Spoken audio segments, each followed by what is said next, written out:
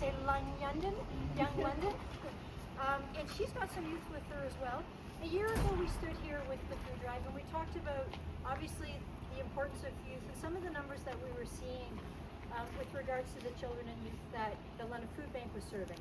We talked about school breakfast programs, but we also talked about a new initiative with Young London to see where the youth were getting, particularly homeless youth, were getting their nutrition.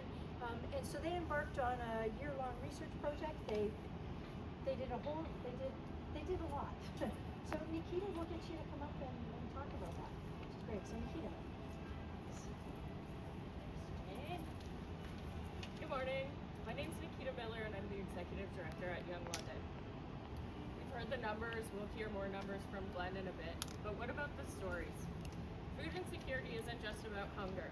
When income is low, families are forced to make tough choices, catching young people in the middle. Some even leave home to ease the burden on their families, leading to housing instability and deepening food insecurity. We know how critical this is.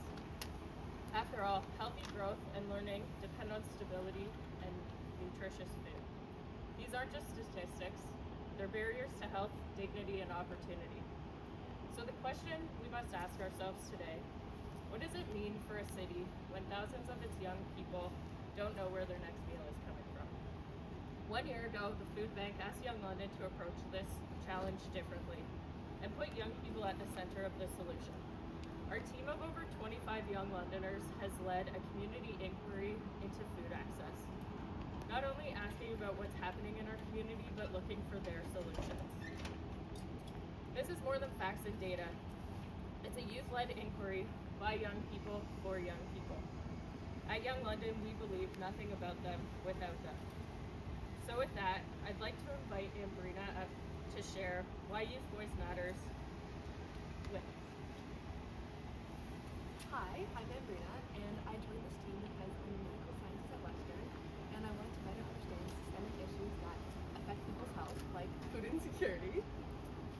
Being part of this team has given me research experience, but more importantly, it has allowed me to start building solutions to help our community.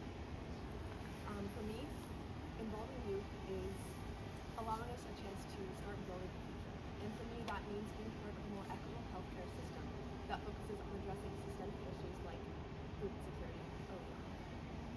Thank you, Nick. Thanks, Ambrina. Before you get going, Yes. do this. There we go. Perfect.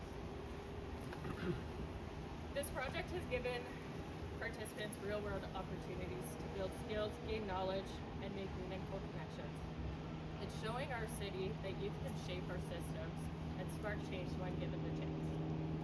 As working with youth sometimes does, we had a third guest that was supposed to speak today, but they were finishing up a midterm and aren't going to make it in time. So on behalf of Arthur, I would like to share some of the high-level data that we've been collecting so far. Based on our community survey, we found that 35% of survey takers do not eat food that reflects their culture, traditions, or their dietary needs. On a scale of 1 to 10 for healthy eating, participants rated on average a 4 for what they're consuming. 32% of responders said they feel judged or treated unfairly when accessing food programs. And this quote by a survey respondent: "It feels like you are automatically 10 steps behind everyone else. You can't study as hard, work as much, or practice hobbies if your body is struggling to just stay alive." What's emerging is quite powerful.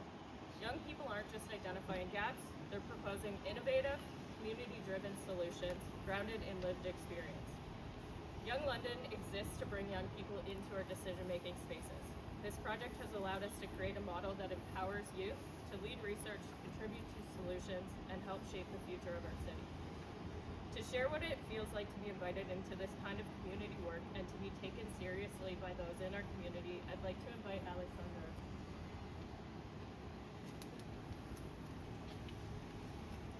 Hi there, I'm Alessandro.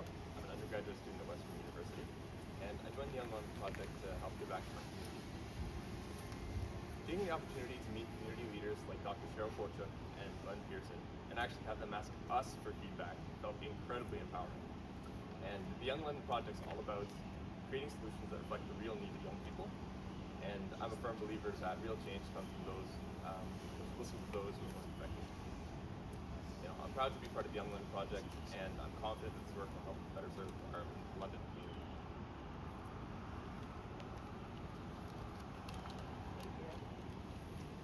Youth food insecurity demands collective action, and we must involve youth in these solutions. So for funders, I call on you to invest in youth-led solutions and the organizations that make them possible. For community partners, I challenge you to open your doors wider. Invite young people to the table, listen to them without judgment, and take their ideas seriously. And for all of us, this Thanksgiving food drive offers a moment to pause and remember that food insecurity is not inevitable. It is solvable, but only if we act together and only if we act boldly. I'll close with this. Our city is stronger when its young people are heard, valued, and supported. Together we can build a London where no young person goes hungry, and where youth are not just the future, but they're part of the solution right now. Thank you.